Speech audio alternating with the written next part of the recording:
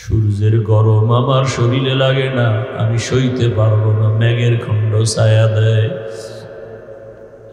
আমার শরীরের ঘাম থেকে মেশকের ঘ্রাণ ওই কাফেরের ছোট ছোট বাচ্চাগুলো আমার পিছনে এমন ভাবে শুরু করলো, ছোট ছোট পাথরগুলো যখন মারতেছে আমার নরম শরীর থেকে রক্ত বের হওয়া শুরু হলো।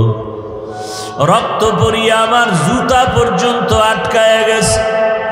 আমি চোখের পানি ছাড়ি আর কান্না করি, আর আমার দিল থেকে দোয়া করি, হে মালিক,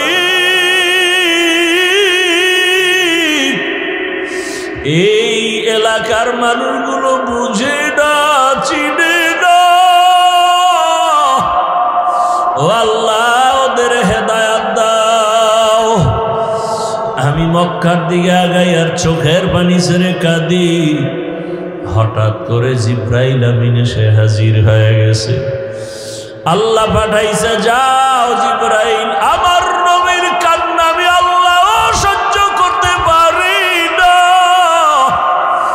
আমার মায়ার নবী কাঁদে, যাও আমার নবীর গিয়া বলো এখন যদি অর্ডার দেয় তায়েফের জমিন উল্টাইয়া সব মানুষগুলো মারিয়া ফেলাও। কেমন মায়ার নবী!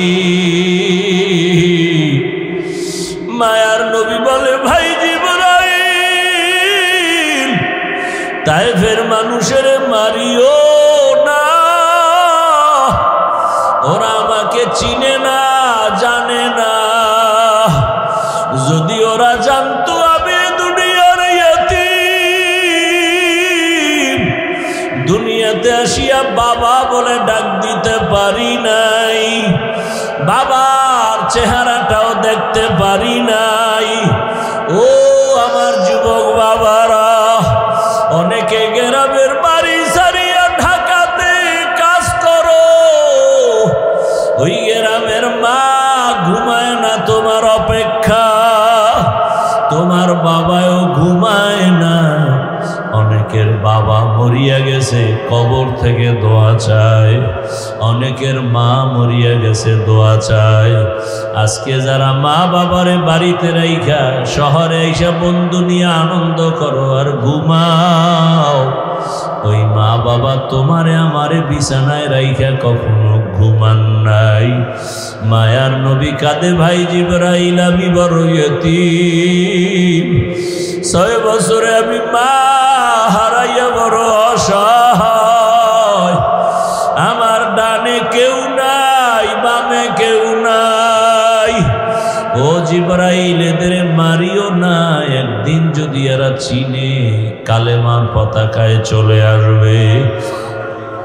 ও আয়েশা, আমি এত কষ্ট করিয়া দিনের দাওয়াত দিয়া যখন রাতের বেলা ঘরে আসতাম, যত রাত্রই হতো আমি ঘরের সামনে আসিয়া আসসালামু আলাইকুম ইয়া আহলাল বাইত কথাটা বলা মাত্র ঘর থেকে আওয়াজ আসতো, লাব্বাইক ওয়া সা'দাইকা ইয়া রাসূলুল্লাহ, খাদিজার কণ্ঠে আওয়াজ। আমি বলতাম, খাদিজা আপনি কি রাতের গভীরে ঘুমান না? খাদিজা চোখের পানি ছেড়ে কাঁদতেন আর বলতেন, ও রবি,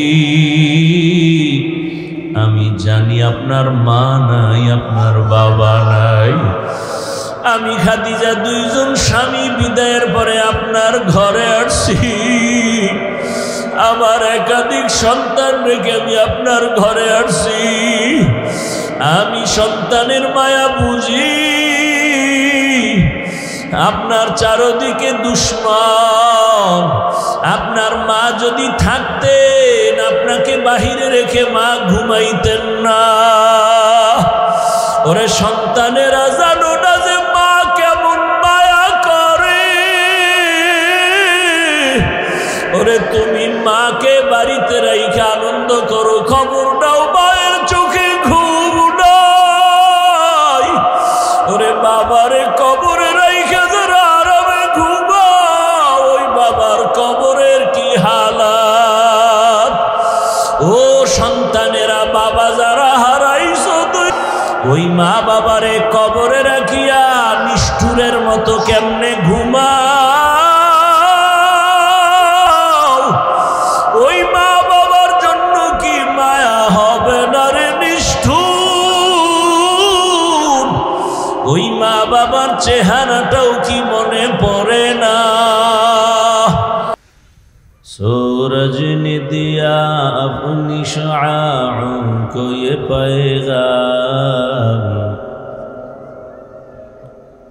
सूरज ने दिया अपनी शुआओं को ये पैगाम, दुनिया है अजब चीज़ कभी सुबह कभी शाम, दुनिया है अजब चीज़ कभी सुबह कभी शाम, दुनिया में हो दुनिया का तलबगार नहीं हो, दुनिया में हो दुनिया का तलबगार नहीं हो, बाजार से गुजर हो खरीदार नहीं हो, बाजार से गुजर हो खरीदार नहीं हो।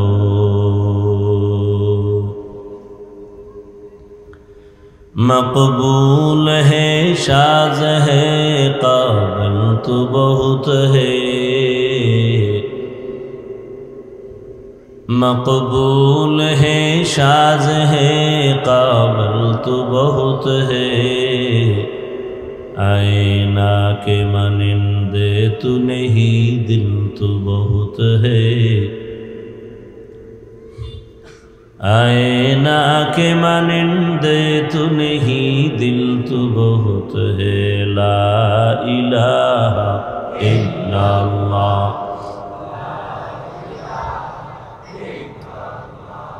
वॉल्यूम बढ़ाओ।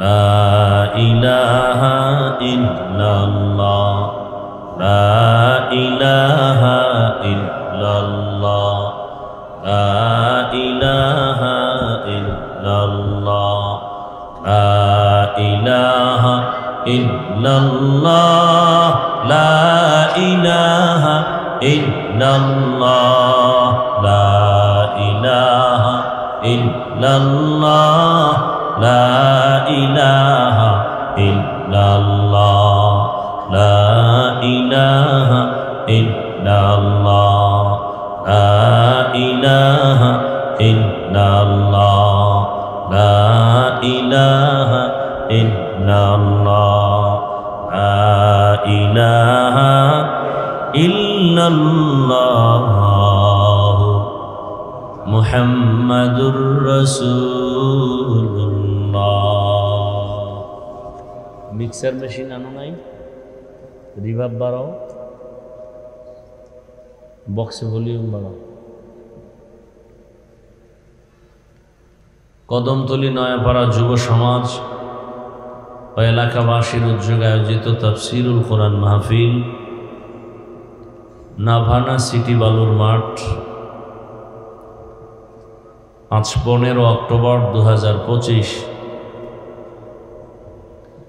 महती ए महफिले उपस्थित मोहतरम सम्मानित सभापति जनाब एडवोकेट रकीबुर रहमान सागर साहेब, प्रधान अतिथि अलहाज आतिकुर रहमान नान्नू मुंशी साहेब सह अन्यान्य अतिथिवृंद, हजरत उलामाए केराम, अत्र अंचलेर विभिन्न स्थान थेके आगत आल्लाह पाकेर आशिकीन, जाकिरीन, शाकिरीन, मुहिब्बीन, मुरब्बियान एजाम, कलिजार टुकरा आमार समबयसी युवक बंधुगण, स्नेहेर छोट भाई, पर्दार आड़ाले मा बोनेरा, आल्लाह पाकेर दरबारे शुक्र जे आल्लाह आमादेरके सुस्थ रेखेछेन, आलहामदुलिल्लाह। दरूद व सलाम सय्यदुल मुरसलीन रहमतुल लिल आलमीन शफीउल मुज़निबीन खातमुन नबिय्यीन সৈয়দুস সাকালাইন ইমামুল মুরসালিন হযরত মুহাম্মদুর রাসূলুল্লাহ সাল্লাল্লাহু আলাইহি ওয়া আলিহি ওয়াসাল্লামের উপর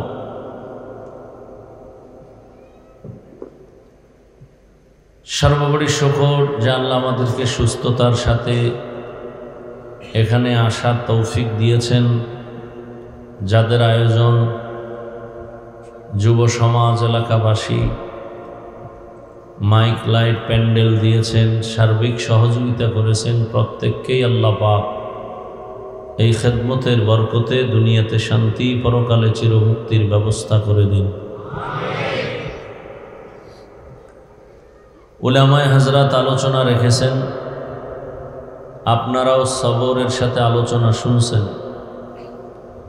উলামায়ে কেরামের ইজ্জতকে আল্লাহ পাক বেশি বেশি বাড়ায় দেন। তাদের আলোচনাগুলো আমাদেরকে সহি তরিকায় আমল করার তৌফিক দান করেন।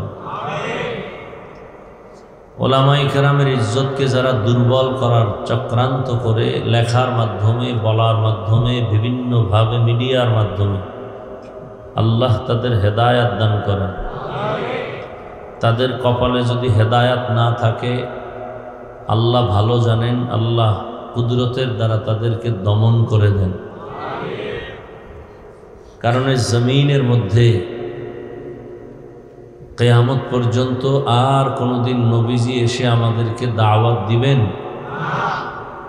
সাহাবায়ে কেরাম আসবেন?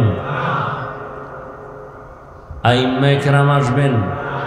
ইমাম বুখারী, মুহাম্মদ ইবনে ইসমাইল বুখারী, ইমাম তিরমিজি, পৃথিবীর কেউ আর আমাদেরকে দাওয়াত দেওয়ার জন্য জমিনে আসবেন না। এমনকি আমরা যাদের মাধ্যমে দ্বীনের পথে আসছি, এরাও অনেকে চলে গেছেন, আর আসবেন? এ কথাটা আপনারা ভালো করে মনে রাখবেন। কিয়ামত পর্যন্ত এই জাতিকে দুনিয়াতে সম্মান আর শান্তির নির্ভেজাল গ্রান্টেড পথ দেখাবেন, এবং পরকালে বিনা হিসেবে জান্নাতে যাওয়ার পথ দেখাবেন একমাত্র, শুধুমাত্র, কেবলমাত্র উলামায়ে আহলে হক। ভালো করে বুঝেন, আমার কথা খুব বুঝার চেষ্টা করেন। জবাব কম দিবেন, আমি জিজ্ঞাসা করলে জবাব দিবেন, তাও স্বাভাবিক আওয়াজে। আগে বুঝেন, ভালো করে বুঝেন। পৃথিবীতে আপনাদেরকে যতদিন দুনিয়াতে থাকবেন, ততদিন পর্যন্ত সম্মানের সাথে যে থাকবেন, শান্তিতে থাকবেন, সেই পরামর্শ সঠিকভাবে ওলামায়ে কেরাম ছাড়া আর কেউ দিবে না, আল্লাহর কসম।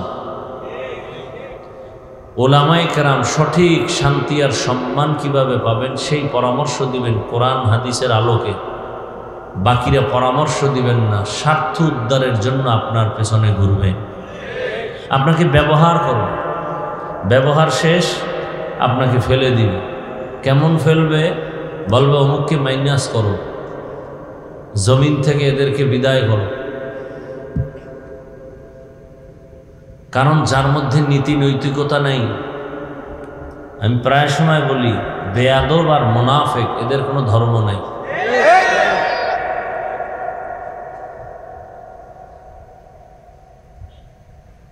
যে নিজের স্বার্থটাকে সবার ঊর্ধ্বে মনে করে, ওই লোকটার কাছে মায়ের মূল্য কম, বাবার মূল্য কম। সে নিজের স্বার্থ আগে দেখে। স্বার্থ অনুযায়ী যদি মা আছে তো আলহামদুলিল্লাহ, না হয় এই বেঈমান বেয়াদবগুলো মাকে পর্যন্ত কি বলবো, আর ভাষা নেই। আপনারা জানেন আমার দেশের কি হালাত। এটা কোনোদিন কল্পনাও করা যায় না যে বাংলাদেশের পরিস্থিতি এমন হবে যেখানে এত আলেম ওলামা, মাদ্রাসা, মসজিদের অভাব নাই, মাদ্রাসার অভাব নেই, আলেম ওলামার অভাব নাই। এই উঠা বসা করেন কেন হজরত? বেশি জরুরি হলে আর কি বলবো, উচিত না। তারপর আপনার জরুরত হলে যান, এই দিক দিয়ে বা দিক দিয়ে বের হন তাড়াতাড়ি। ডিস্টার্ব করলে আমার ক্ষতি হয়, কারণ মোহব্বত নিয়ে আসি তো উম্মতকে কিছু বুঝাইবার জন্য। পাও ধরার নিয়ত করে স্টেজে বসি, কারো পাও ধরলে যদি দিনের পথে আসে, এটাই আমার সার্থকতা। কথা বলবেন না, এই কথাগুলো একটু খেয়াল করেন তো। আল্লাহ তো বিবেক দিছে, ভালো মন্দ যাচাই করার এই মেধাটা আল্লাহ মানুষকে দিছে, আর কাউকে দেয়নি, পশুকে দেয়নি। এ কারণে পশু ভালো মন্দ বুঝে না, বুঝাইলেও বুঝতে চায় না, বড় কঠিন হালাত। মানুষকে দিছেন, অতএব আমরা মানুষ হিসেবে একটু চিন্তা করি। যেই ব্যক্তি তার কাছে স্বার্থ বড় নিজের, এমন ব্যক্তিগুলো মাকে মারে, বাবাকে মারে, শিক্ষকের গায়ে হাত তুলে, মানুষ হত্যা করে, নিজের স্বার্থকে প্রাধান্য যারা দেয়, এই সমস্ত চরিত্রহীন মানুষগুলো গরিবের উপরে জুলুম করে, ব্যবসায়ীর উপরে জুলুম করে, 1 টাকাও পাবে না। ব্যবসায়ী ব্যবসার প্রতিষ্ঠান দাঁড় করাইতে কত ঘাম, কত রক্ত গেল, কত খানা খাইতে পারে নাই, কত শ্রম, আর বাতাসের সাথে উড়িয়ে এসে বলে আমাকে টাকা দে। কত বড় নির্লজ্জ, কত বড় বেঈমান, কত বড় জালেম।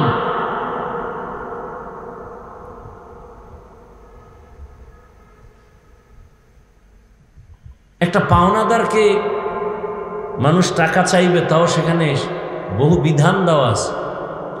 অথচ একজন ব্যবসায়ী সততার সাথে ব্যবসা করে, তার উপরে হামলা। চাঁদা দিবা না, তোমার উপরে হামলা শুরু হয়ে যায়।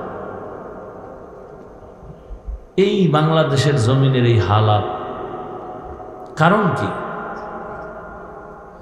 এত আলেম ওলামা, এত মসজিদ, এত মাদ্রাসা, এত নামাজি, এত ওয়াজের শ্রোতা, বক্তা, পীর, মাশায়েখ, তাবলীগ, অভাব নেই।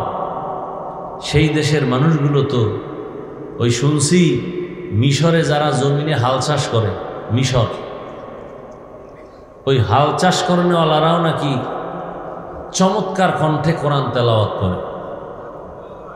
মিশরের চাষিরাও কোরআন তেলাওয়াত করে সেই সুন্দর কণ্ঠ এবং বিশুদ্ধভাবে। তাহলে আমার দেশে এত আলেম ওলামা, ইতিহাসের মানচিত্রে 2য় বৃহত্তম মুসলিম দেশ, এত মাদ্রাসা, এত মসজিদ, এত তাবলীগ, বিশ্ব ইজতেমা, কোথাও না। বাংলাদেশ তাবলীগের মার্কাজ। সেই দেশের মানুষ নামাজ না পড়লেও তো মানবতা থাকা উচিত ছিল। দাড়ি নাই, টুপি নেই, অন্তত মানবতা তো থাকা দরকার ছিল। যে আমার দেশে এত আলেম ওলামা, আমি কিভাবে জুলুম করি? বরং এখন একদল বেয়াদব এতটা উগ্র হয়ে গেছে যে আলেমদের সাথে চ্যালেঞ্জে নেমেছে যে আলেমে জমিনে রাখবে না। এই রকম বেদ্যুবি 200 বছর মাস্তানি কইরা ব্রিটিশরাও টিকতে পারে নাই। শত শত আলেমকে গলায় ফাঁসি লাগাইয়া দিল্লি শহরের গাছের সাথে লাশ ঝুলাইল, শত শত মাদ্রাসা আগুন দিয়ে দিল, সরকারি টাকায় চলতো, টাকা বন্ধ করে দিল। কিন্তু কই কোরআনের আওয়াজ? হাজারো অপচেষ্টা করলো, কই সে ভারতে তো কোরআনের আওয়াজ বন্ধ হয়নি, বরং পৃথিবীতে কোরআনের আওয়াজ চলতেছে, বাতি জ্বলতেছে। তার পাওয়ার হাউস ভারতের মধ্যে। তার পাওয়ার হাউস কোথায়? ভারতের মধ্যে, দেওবন্দ। আপনারা দেখেন, আমি যে কথাগুলো বলি বাস্তবের সাথে বিবেক দিয়ে চিন্তা করেন। যারা আলেমের সাথে বেয়াদবি করছে তাদের হালাত কেমন খুঁজেন। তারা অন্য কোনো অন্যায় নেই, অন্যায় একটা, আলেমের সাথে বেয়াদবি। হয়তো ক্যান্সার, না হয় ঘরে আগুন, না হয় দোকানে ডাকাতি, না হয় ওর কিডনি শেষ, না হয় গাড়ির তলে ভুইরা পাও নাই। ওর কোনো অন্যায় নেই, এরপর বিপদ বিপদ বিপদ। কেন? শুধু আলেমের সাথে বেয়াদবি। কেন? কিয়ামত পর্যন্ত রসুল আসবেন না, আবু বকর, ওমর, ওসমান, আলী আসবেন না। দিন নাই রাত নাই, বিবির খবর নেয় না, সন্তানের পিছনে ঘুরে না, সংসারের চিন্তা করে না। 24টা ঘন্টা কুত্তার মতো উম্মতের পেছনে দৌড়ায়, তাবলিগোলারা দৌড়ায়, পীর সাহেবরা দৌড়ায়, আমরা বক্তারা দৌড়াই। কালকে কুড়িগ্রাম, এখন এখানে। এইভাবে সব আলেমরা, মসজিদের ইমাম সাহেব আপনাদের মসজিদগুলোতে ডিউটি করে, একটা টাইম আছে ভাই, কথা ডিস্টার্ব না করি। ডিউটির একটা কি আছে ভাই? আচ্ছা, সরকারি যারা ডিউটি করে, বেসরকারি ডিউটি করে, আপনারা এখানে যারা আছেন আশেপাশে তো অনেক কি আছে, ফ্যাক্টরি আছে না? ডিউটি কয় ঘন্টা? মূল 8 ঘন্টা। বেতন নিম্নে কত? সরকারি ডিউটি যারা করে নিম্নে 20,000। কথা ঠিক না? তো একটা ডিউটিরও কি আছে, নির্দিষ্ট টাইম। বলেন তো, আপনারাই বলেন, আপনাদের আশেপাশের ইমাম সাহেবদের ডিউটি কয় ঘন্টা? বলেন, আপনারা বলেন। হ্যাঁ, এটা কোন মানবতা? একটা মানুষ 24 ঘন্টা ডিউটি করবে, এটা কিসের মানবতা? এর বিনিময়ে বেতন দেন কত মাসে? বলেন তো, এর থেকে জুলুম পৃথিবীতে আর কি হতে পারে? আওয়াজ দিন না, আমি বলছি, কথা বুঝেন। আমি আপনার থেকে ঠিক বেঠিক শুনতেও চাই না, আওয়াজও শুন। আল্লাহ বিবেক দিছে, আপনি শুনতেছেন, দিলের মধ্যে কথাটা রাখেন। এখানে কোনো আন্দোলনের জন্য আমি আসিনি, দিলের মধ্যে কথাটা রাখেন। পৃথিবীতে এর থেকে জুলুম আর কি হতে পারে? 24 ঘন্টা ডিউটি করে, একবেলার নামাজে নাই। রিক্সার ড্রাইভার কয়, হুজুর জোহরে ছিলেন কই? ইমাম সাহেব কয়, কে তুমি? আমি রিক্সা চালাই। বলে, এত বড় পাওয়া? বলে, মাসে 5 টাকা বেতন দেই। সভাপতি দেন কত? 100 টাকা। এটা কমাও। সভাপতি দেন 100, সেক্রেটারি সভাপতির থেকে আরো ধনী। আপনি কত দেন? 500। না না না, সভাপতির থেকে বেশি দিলে বেদবি হবে, এজন্য আমি দিই 50। এই আকামগুলো আছে না নেই? ইমাম সাহেব 24টা ঘন্টা ডিউটি করে, বেতন ঠিক মতো 5-10 যাই দেয়, তাও মাসে মাসে ঠিক মতো দেয় না। রিমান্ডে রাখে ইমামরে, রিমান্ডে। একটা রিমান্ড চলতেছে, বেচারা ঘুমায় গেছে। আল্লাহ না করুন যদি উঠতে একটু দেরি হয়ে যায়, হতেই পারে, কেন ঘুমের মানুষ মরা।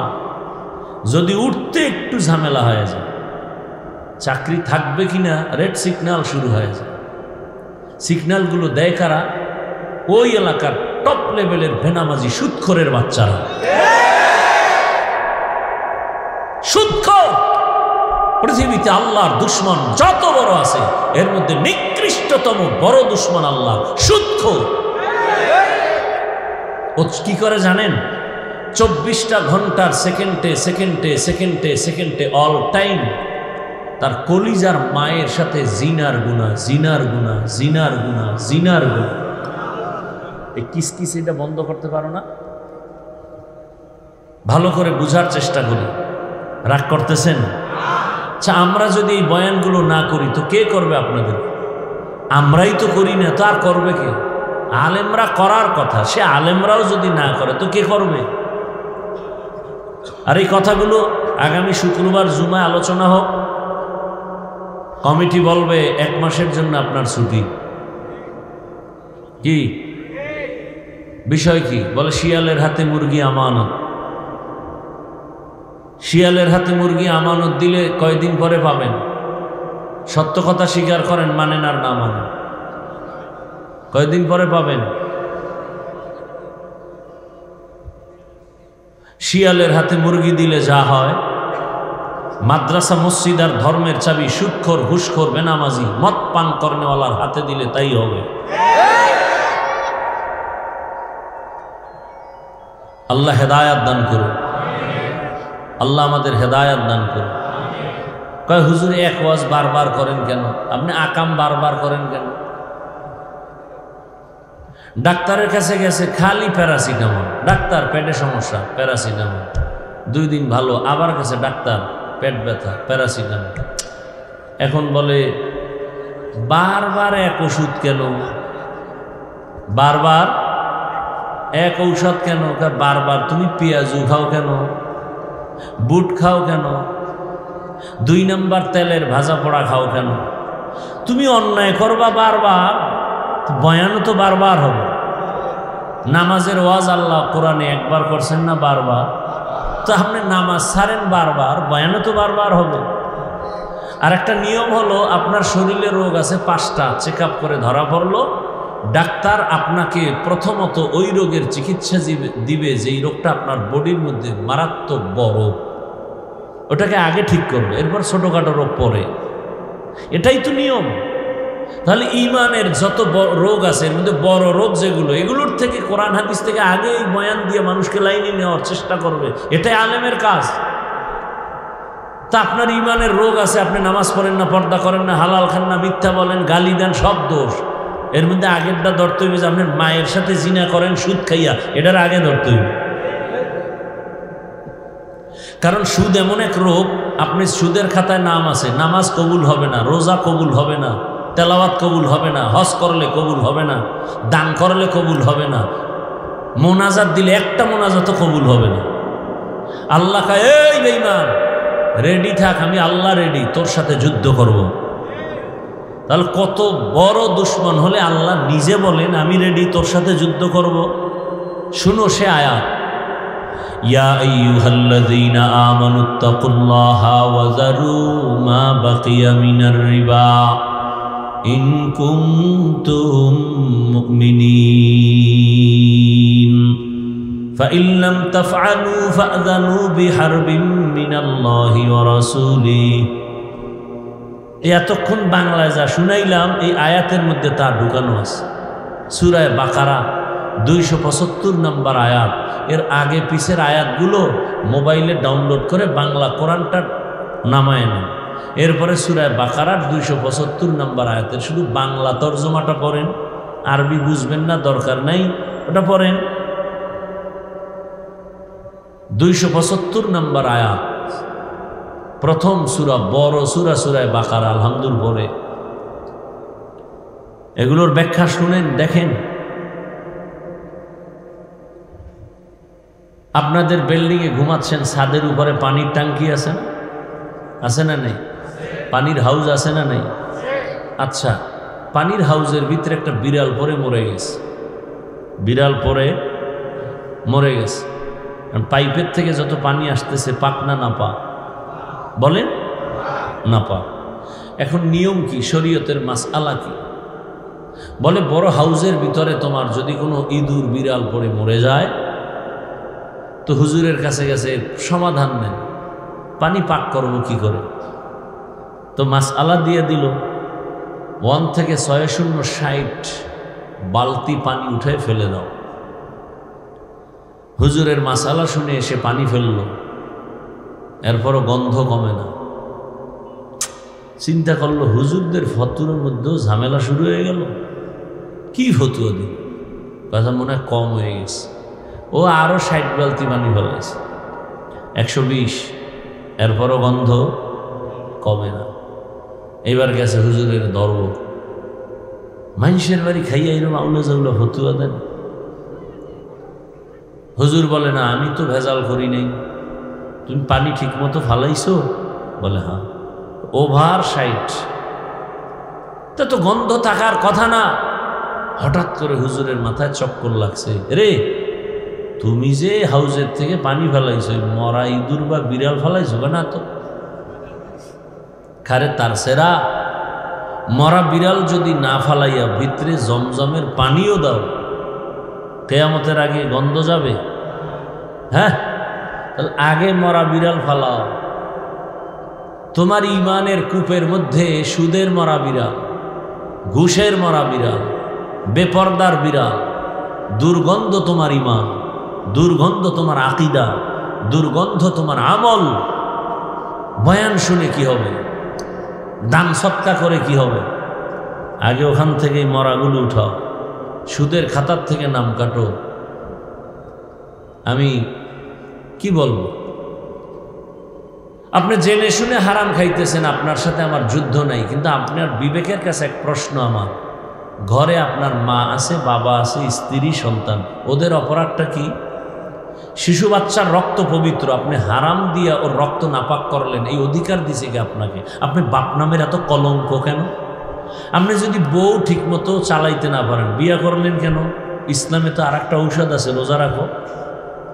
আপনি সন্তান নিলেন কেন যদি সন্তানের হক আদায় করতে না পারেন? আপনাকে কে অধিকার দিছে? আপনি পায়খানা খাবেন সেটা ভিন্ন, আপনার সাথে যুদ্ধ নাই, জেনে শুনে খাইতেছেন, কিন্তু আপনার শিশু বাচ্চার অপরাধটা কি? ওর রক্ত তো পাপ। আপনি হারাম টাকা ঘরে নিয়ে ওই বাচ্চার রক্ত খাওয়ায় নাপাক করলেন কেন? আপনার স্ত্রীর রক্তকে নাপাক করলেন কেন? আপনি আজকে গিয়া বাসায় বলেন স্ত্রীকে যে আমি যে টাকা পয়সা নিয়ে আসতেছি এগুলো সব গরিবের বেতন মারা টাকা, জুলুমের টাকা, তুমি খেয়ে লয়ে আরামে ঘুমাও। আমার তো মনে হয় না স্ত্রী এটা মেনে নেবে। বলবে দুনিয়াতে কত মহিলা আছে স্বামী ছাড়া, আমি প্রয়োজনে এভাবে একা একই দিন কাটাবো, কিন্তু হারাম খাবো না, জুলুমের টাকা খাবো না, প্রয়োজনে তোমার ঘর ছেড়ে দিলাম। কোনো বাচ্চা বাবা বলে ডাকবে না যদি জানে বাবায় চুরি করে টাকা আনে। সন্তান যদি জানতে পারে মানুষের উপরে চুরি ঠেকায় টাকা আনে, ও বলবে এতিম হয়ে থাকবে। এই দুর্নীতিবাজ চরিত্রহীন বাবাকে বাবা বলে স্বীকার করবো না। কি আর শুনবেন এবার বলেন তো আমাকে, কোন বয়ান করলে আপনাদের সুবিধা হবে? এখন আমরা যা লেখাপড়া করে বয়ান করতেছি এগুলি আপনাদের চলে না, এখন আপনাদের থেকে বয়ান শিখতে হবে। ওই যে বলে এক বয়ান বারবার কেন? আল্লাহ হেদায়াত দান করুন। আমি আপনাদের সামনে যে আয়াত ও হাদিস পড়ছি তর্জমাটা বলে নেই, সংক্ষিপ্ত কিছু ব্যাখ্যা। অর্ধেক হয়ে গেছে আয়াতের তর্জমার আগেই। আসলে মাকসাদ কি? আমরা যে বয়ান করি তার উদ্দেশ্য কি? আপনাদের বিরক্ত হচ্ছেন না তো? গত জুমায় কিছু কথা মসজিদে বলে আসছি এই বিষয়ে। আসলে আল্লাহ পাক 500 আয়াতে শুধু বিধান দিছেন, খুব খেয়াল করবেন কথাগুলো। 500 আয়াতে কি দিছেন? বিধান মানে কি? এ বিষয়ে গেলে আবার অনেক দূরে চলে যান। আচ্ছা, বিধান হালাল হারাম, জায়েজ না জায়েজ, বৈধ অবৈধ এর বিবরণের নাম বিধান। যেমন আকিমিস সালাহ, নামাজ কায়েম করো, একটা বিধান। আতুজ যাকাত, যাকাত আদায় করো, একটা বিধান। হুররিমাত আলাইকুম উম্মাহাতুকুম, তোমার মাকে তোমার জন্য হারাম।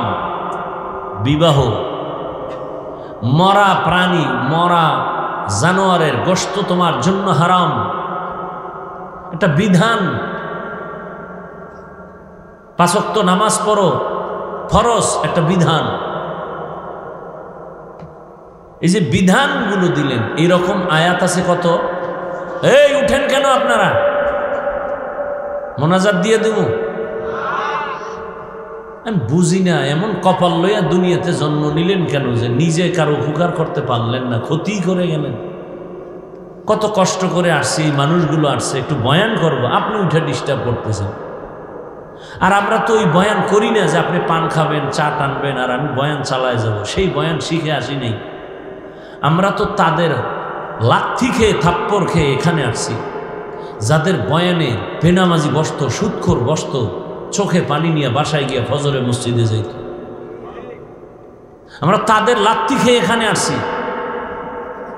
তাদের বয়ান চলতো মানি মনে হয় যেন ওয়াশিং মেশিনে কাপড় চুপড় দিচ্ছে, যারা ওয়াশিং মেশিন চালান ভেতরে একটা তুফান চলতেছে, আওয়াজ, ভেতরে তুফান।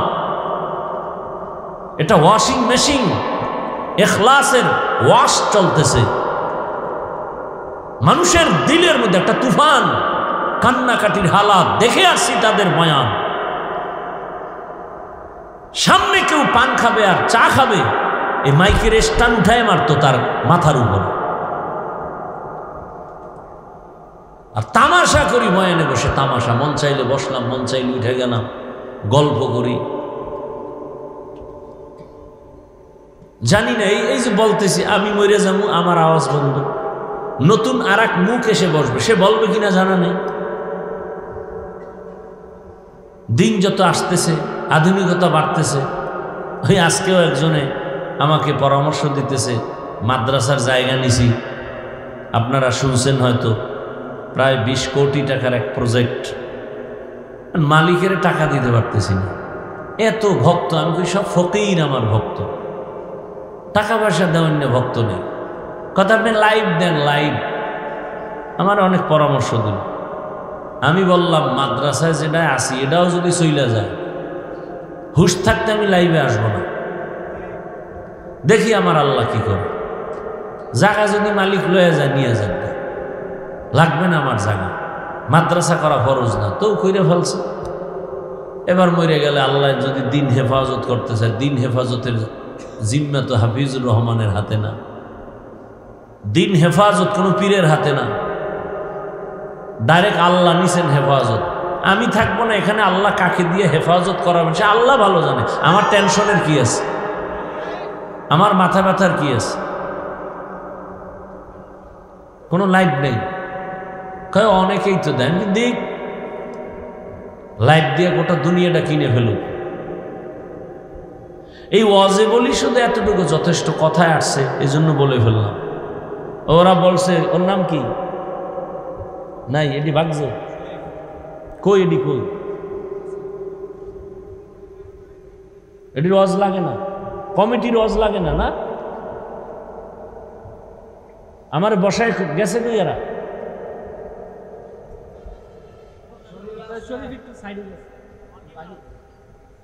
কমিটির লোকগুলোর বয়ান শোনার দরকার নেই। বউ কথা কয় না, হাত দিলে একবারে মাথা গরম হয়েছে। কয় বছর করা ওই ওয়াজ?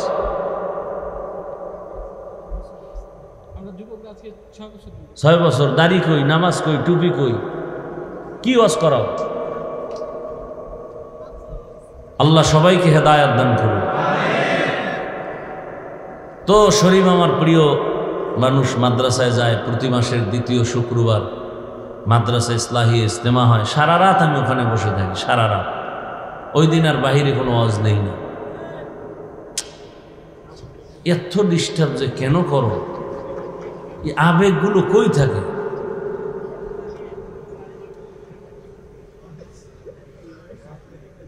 আল্লাহ হেদায়েত দান করুন।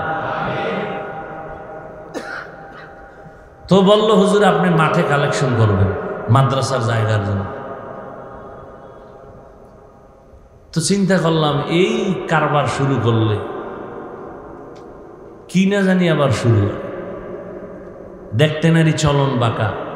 বাংলাদেশে একজন ব্যক্তি আমি, যার সর্বাঙ্গে ঘা, চতুর্মুখী তুফান চলে এই ব্যক্তিটাকে নিয়ে।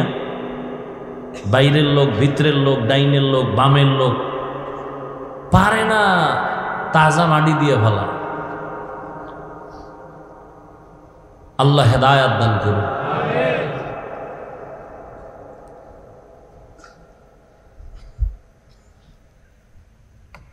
দোয়া করবেন। যেহেতু কথা আসছে বলেই ফেলছি, আমি ইচ্ছা ছিল না কিছু বলার। মাদ্রাসার জায়গাটা ও মালিক বারবার টাকা চায়। আমি সাইনবোর্ড লাগাইছি, দিতে না পারলে কি করার? সাইনবোর্ড নিয়ে অন্য জায়গায় বিক্রি করে ফেলো, কি করতে পারি আর? আল্লাহর কাছে কাঁদতেছি, বাইতুল্লাহ যাই ধৈর্য কান্দেছি, আর কি করবো? ওরে বললাম আজকে মাগরিবের বল, যে কইছে আপনি লাইভে আসেন। আমি কাছে বলতো পটিয়া মাদ্রাসা কোন লাইভে এত বড় হয়েছে বল? হাটহাজারী মাদ্রাসার জন্য লাইভ দিছিল কারা বল? নানুপুর পিসাবের মাদ্রাসার লাইভ দিছে কে বল? মালিবাগ মাদ্রাসা, যাত্রাবাড়ি মাদ্রাসা, বসুন্ধরা মাদ্রাসার জন্য কারা লাইভ দিছিল বল? পাগল হয়ে গেছে লাইভ দেওয়ার জন্য। আর কিছু ব্যক্তি তো লাইভ বয় হয়ে গেছে, লাইভ বয়। এর মোবাইল আছে, পারে না বাথরুমে গিয়ে লাইভ দেয়, আর দেয়ও। ও যার সাথে আকাম করে মোবাইলে, হেরে তো লাইভ দেয়। আল্লাহ হেদায়েত দান করুন। যেই লোকটা ঘরের রুমে বসে সারাটা রাত মোবাইলে শুধু গুনাহ করে, চোখের গুনাহ, হাতের গুনাহ, অন্তরের গুনাহ, সারাটা রাত। কখন 2টা বাজলো, 3টা বাজলো, রাত্র 4টা বাজলো, খবর নাই। ফজরের আজান হবে হবে ঠিক সেই সময় ঘুমে চাপ দিছে, মোবাইল ঘুরে গেছে, এক ঘুমে 10টা। এই যে এখানে এত আশেকে রসুল বসা, আজকে ফজর পড়ে নাই, জহুর পড়ে নাই, আসর পড়ে নাই, মাগরিব পড়ে নাই, এশাও পড়ে নাই, কালকে ফজর পড়বে কিনা এর কোনো গ্যারান্টি নেই। চায়ের দোকানে বয়ে বলবে সব হুজুরেরা খারাপ, সে একাই মাত্র ভালো, সব হুজুর খারাপ। হুজুরেরা কেন রাস্তায় নামবে? হুজুরেরা কেন রাজনীতি করবে? দোষের আর শেষ নাই। ওই এক বেডা বেডি স্বামী মোটামুটি বুজুর্গ, কিন্তু কপাল খারাপ, বউটা ওই রকম বুজুর্গ পরে। এরকম হয় না? স্বামী ভালো, স্ত্রী একটু অন্য লাইনে, স্ত্রী ভালো, স্বামী আবার অন্য লাইনে। স্ত্রী রোজা রাখছে, স্বামী রাখে না, কয় ভাত দে। রোজা রাইখা স্ত্রী ভাত পাকায় খাওয়াইতে হয় স্বামীকে, এরকম পরিবার আছে। তো ওই আল্লাহর বান্দা মোটামুটি নামাজ কালাম, বুজুর্গ ভাগরিওয়ালা, স্ত্রী একটু আঁকা বাঁকা, আছে না নাই? দেখতেই পারে না। তো একদিন দেখে ওই মহিলা ঘরের সামনের জায়গাটাকে আমগো বরিশাল ভাষায় বলে উঠান, খালি জায়গা ঘরের সামনে। তো এই উঠানে শূন্যের উপরে এক পাগড়িওয়ালা ঘুরে বাতাসে, এরকম চরখার মতো। দেখে টেখা এইবার কিছুক্ষণ পর নাই, রাতের বেলা এবাদত খানা মসজিদ থেকে বুজুর্গ বাসায় আসছে। তুমি কিসের বুজুর্গ? আজকে এক নতুন বুজুর্গ দেখলাম, বাতাসে উড়ে, তুমি কিরম পারছো নি? তো বুজুর্গ কয়, তুমি ভালো করে দেখছো? হ্যাঁ দেখছি। ওই লোকটা তো আমি ছিলাম। কয়, ও এই জন্যই দেখছি পাও একটা বাঁকা হয়ে গেছে। বড় কঠিন হালাত। এই জাতিকে ওলামায়ে কেরাম যা দিয়েছে, কিয়ামত পর্যন্ত এই নিঃস্বার্থভাবে কেউ দিবে না। এরপরও ঘুরে ফিরে হুজুর খারাপ। আমি কালকেও বলছি, যেটি কয় হুজুর খারাপ, ওর রক্ত খারাপ, ওর চরিত্র খারাপ, ওর অন্তর খারাপ, ওর 14 গোষ্ঠী খারাপ। আল্লাহ হেদায়াত দান করুন। কে খারাপ না খারাপ আল্লাহ দেখে না? তোমার পাকনামি করার দরকার কি? অন্তত আলেম ওলামাকে ছেড়ে দাও, আসমান থেকে দেখো না কি ফয়সালা আসে। দেখতে থাকো, খালি তাকায় তাকায় দেখবা। তুমি বইলে গুনাহগার হও কেন? তুমি আউযুবিল্লাহ পারো না, তোমাকে এই কথা বলো কেন? শুধু শুধু কবিরা গুনাহ নেও কেন? ছেড়ে দাও। আসমান থেকে ডাইরেক্ট ফয়সালা চলে আসবে। সীমা লঙ্ঘন করলে আর দেরি হবে না, বিচারটা মরার আগে হবে। যত বড় শাইখুল হাদিস আর পাগড়িওয়ালা হোক, আল্লাহর উপরে ছেড়ে দাও।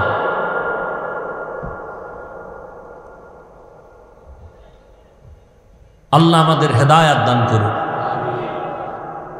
ওয়া আম্মা মান খাফা মাকাম রাব্বিহি ওয়া নাহান নাফসা আনিল হাওয়া ফাইন্নাল জান্নাতা হিয়াল মাওয়া। আল্লাহ বলেন, কিয়ামতের দিন আমার আদালতে দাঁড়াইয়া হিসাব দেওয়ার ভয়, জমিনে জিন্দা অবস্থায় যেই মানুষ নিজেকে গুনাহ থেকে দূরে রাখবে, আমি আল্লাহ ওয়াদা করেছি আমি তাকে বিনা হিসাবে জান্নাত দিব। রহমতের নবী বলেন, ইত্তাকিল মাহারিম তাকুন আ'বাদান নাস। হারাম জিনিস থেকে নিজেকে ফিরাও, বাঁচাও। মানুষের কাছে তোমার মর্যাদা বেড়ে যাবে, আল্লাহর কাছেও তোমার দাম বেড়ে যাবে। নিষিদ্ধ জিনিস থেকে বাঁচো। ও ভাই, চোখের সামনে আপনারা দেখেন, আমার তর্জমা শেষ, এবার ব্যাখ্যা চলতেছে। আমরা আপনাদের সামনে যারা চেষ্টা করি, রসুলের আদর্শের টুপি পরেছি, আমি কোনো পিসাবের টুপি দেই নাই। আমি রসুলের আদর্শের জামা পরেছি, কোনো পীরের আদর্শ না। আমি রসুলের আদর্শে দাড়ি রেখেছি, কোনো পীরের আদর্শের দাড়ি রাখি নাই।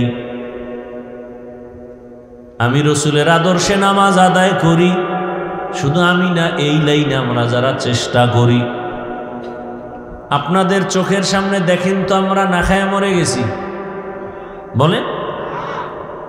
চোখে আঙ্গুল দিয়া দেখায় দেই, লিখে রাখেন বাসায় গিয়ে। মহামারী করোনা গোটা দুনিয়াটাকে স্তব্ধ করে ফেলল।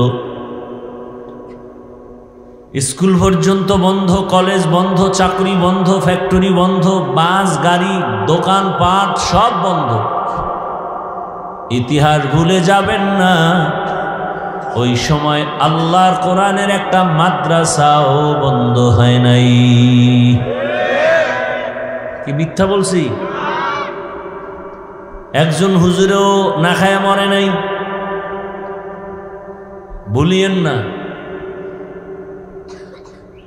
শিক্ষিত দুই কুলাঙ্গার সন্তান বাবাকে করোনায় যখন আক্রান্ত করে ফেলল, এক পর্যায়ে বাবা মরে গেল। সন্তান ট্রিপল মাস্ক লাগায় বসে আছে, বাবার কাছে যায় না, করোনা মরার ভয়। এলাকার গরিবদের ডাকলো, গরিবদের ডাক দিয়া বলল, কিছু টাকা দিব, বাবার লাশটা টেনে রাস্তার বাহিরে ফেলে দাও। রাস্তা টাইনে ফেলাই দিস, দরওয়াজা জানালা লক করে দিল। জানালা দিয়ে একটা নজর তাকায় দেখলো না বাবার লাশ কুকুর খেলো নাকি জানাজা হলো। যুবক বাবারা, আমার কথা যদি আমি ভুল বলি তুমি আমাকে একটু ইশারায় বললো যে এটা ভুল, আমি তওবা করে নিব। আর যদি দেখো না সত্যি, তাহলে অন্তরকে বুঝাও যে তুমি সোজা হবা কেমনে, তওবা করবা কিভাবে, সেই চিন্তা করো। জানালা দিয়া তাকাইল না, বাবার লাশের খবর কি? ইতিহাস। সেই সময় আমার দেশের শত শত লাশ, করোনার লাশগুলো ওলামায়ে কেরাম টুপিওয়ালারা নিজেদের কাঁধে নিলেন, গোসল করালেন, জানাজা পড়াইয়া কবরে রাখছেন। একজন হুজুরেও করোনায় মরে নাই। নগদ, বাকি বুকি কোনো কথা নাই। রোহিঙ্গা ক্যাম্পের খবর নাও। দুনিয়ার অনেকে টাকা পয়সা অনেক কিছু দিছে, কিন্তু বেশিরভাগ ওলামায়ে কেরাম দিছে নিঃস্বার্থ, বাকিরা দিছে স্বার্থের জন্য। কি স্বার্থ? এখন গিয়া কামগো ফর্ম পূরণ করে, তো টাকা দিছে, আমরা এনজিওর লোক, এনজিওর ফর্ম পূরণ করো। শেষ পর্যন্ত কিস্তিতে টাকা দিতে দিতে মানুষের লোভ দেখায়, কেমন বর্ষি লাগায়। মরার আগে কিস্তি আদায় করতে পারে নাই, লাশের সামনে গিয়া এনজিওর লোকগুলো দাঁড়ায় বলে 13টা কিস্তি বাকি, দিয়া কবরে লাশ নামা। হারামে আরাম নাই। কই আমরা এত কষ্ট করে জীবন কাটাই, 5 জন সন্তানের খানা রেডি করতে খবর হয়ে যায়, অথচ মাদ্রাসায় শত শত ছাত্র, শত শত ছাত্রর মধ্যে অর্ধেক ফ্রি, গরিব, এতিম, অসহায়। অথচ 3 বেলা খানা চলে, রুটিন করা খানা চলে। মানুষের কাছে ভিক্ষাও করি না, আপনাদের কাছেও ছোট হই না, বিরক্ত করি না। আল্লাহ হেফাজতের জিম্মাদারি নিছেন। দয়াময় আল্লাহ তার বান্দাদের অন্তরে মোহাব্বত বাড়াইয়া তাদের রিজিকের ব্যবস্থা করতেছেন। ছাত্রদের আগামীকাল দুপুরের খানা নাই, রাত হয়ে গেছে। হুজুরেরা পরামর্শ করলো কি করা যায়। আল্লাহর কাছে সেজদা দিয়া কান্না শুরু করো, মোনাজাত দাও। ভোর রাতে কান্না, হে মালিক, নিজের বাড়িঘর পরিবার ছাড়িয়া তোমার বান্দাদের সন্তানদের মানুষ বানাবার জন্য মেহনত করি, বেতন মাত্র 5-6 হাজার টাকা, তাও মাসে মাসে পাই না। আগামীকাল খানার কিছু নাই, বোর্ডিং খালি। ও আল্লাহ, আমি শিক্ষক না খাইয়া কাটাইতে পারি, কিন্তু এই ছোট বাচ্চাগুলো যারা ভোর রাত্রে উঠে কোরআন তেলাওয়াত করবে, ওদের যদি খানা দিতে না পারি, কলিজায় মানাইতে পারবো না। মোনাজাত দিয়া কান্নার পর সকালবেলা এক ভদ্রলোক মাদ্রাসায় হাজির। হুজুর ছাত্র কত? 400। বলে একবেলা খানা কত টাকা লাগবে? বলে আপনি যদি ভরপুর খানা দেন 50 থেকে 70,000। বলে আপনি দুপুরের খানার আয়োজন করেন, সব টাকা আমি দিব, আমার আব্বার জন্য দোয়া করবেন, আমার মা অসুস্থ দোয়া করবেন, আমার ব্যবসায় ঝামেলা দোয়া করবেন। হুজুরেরা তারে জোর করে নিয়ে আসছে। কে পাঠাইছেন? গরতাওয়াক্কুল মিকুনিহার সবহ শাম মিরাসানাদ রিজকে তু আজলা মাকাম জুজবা হাকচি জে মাখাজ ইনসুজা ফজলে উআ মস্তে দর জুমলা জাহা। আপনাদের চোখের সামনে নবীজির আদর্শ মানিয়া জেনারেল লাইনে আপনাদের মতো কত বান্দা, হুজুর না, স্কুলে পড়ে, কলেজে পড়ে, চাকরি করে, ব্যবসা করে, 5 ওয়াক্ত নামাজও পড়ে, দাড়িওয়ালা, আপনারাই জবাব দেন আছে না নাই? অশান্তিতে আছে। নবীর আদর্শের কারণে তাদের এখনো সম্মান। উলামায়ে কেরামের মোহাব্বত অন্তরে জমা করে, চাইলে অনেক হারাম খাইতে পারে, কিন্তু খায় না। কার ভয়? এই ভয়টা যতদিন অন্তরে আসবে না, ততদিন পর্যন্ত ওই বান্দার দুনিয়ায় কোনো শান্তি আসবে না, গুনাহ থেকেও বাঁচতে পারবে না। ও ভাই, আপনি অন্যায় করেন, শিশু বাচ্চার কোনো দোষ আছে?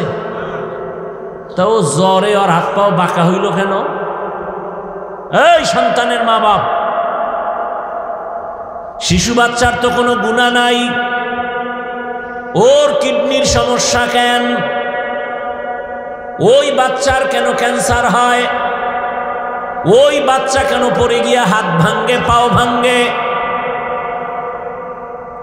একমাত্র কারণ আপনি মা বাবার গুনাহের কারণেই শাস্তি পায় সন্তান। আপনার গুনার কারণে। ভাইরা আমার, পয়গম্বর সুলাইমান গোটা দুনিয়া পরিচালনা করেছেন। এ ঘটনা কোরআনে আছে না নাই? আমি কিন্তু আগেই বলছিলাম, আপনি মানেন বা না মানেন, সত্য কথাটার সাপোর্ট দিয়ে পারবেন না? পারবেন? পয়গম্বর সুলাইমান গোটা দুনিয়া পরিচালনা করেছেন, কথাটা কোরআনে আছে না নাই?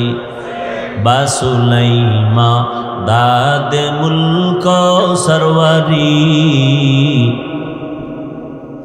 বা সুলাইমা দাদে মুলক সরওয়ারি খদমতি খাতে মশদে ওয়াপরি। ভাইরা আমার, ইউসুফ নবী মিশরের অর্থমন্ত্রী নিয়ে দায়িত্ব নিয়ে পালন করেছেন, ঘটনা কোরআনে নাই? আপনারা ইসলামটাকে মনে হয় দুর্বল মনে করেন না?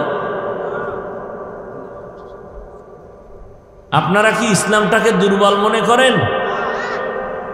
আল্লাহর কোরআনটাকে কি দুর্বল মনে করেন? আল্লাহর কোরআন দুর্বল না, কিন্তু যারা বলেন যে সব বিষয়ের সমাধান আল্লাহর কোরআনের ভেতরে আছে, কিন্তু রাষ্ট্রের ব্যাপারে কোরআনে কিছু নাই, মানে ওইটার কেমনে কয় জানেননি? ইসলামের রাজনীতি নাই। তার মানে আপনি বুঝাই দিলেন আল্লাহর কোরআন, ইসলাম সব দিক থেকে পরিপূর্ণ, রাষ্ট্রের ব্যাপারে কোরআন দুর্বল। আপনার কথায় প্রমাণ হইল রাষ্ট্রের ব্যাপারে ইসলাম দুর্বল। আসলে কি আল্লাহর কোরআন দুর্বল? আসলে কি রসুলের হাদিস দুর্বল? আসলে কি ইসলাম দুর্বল?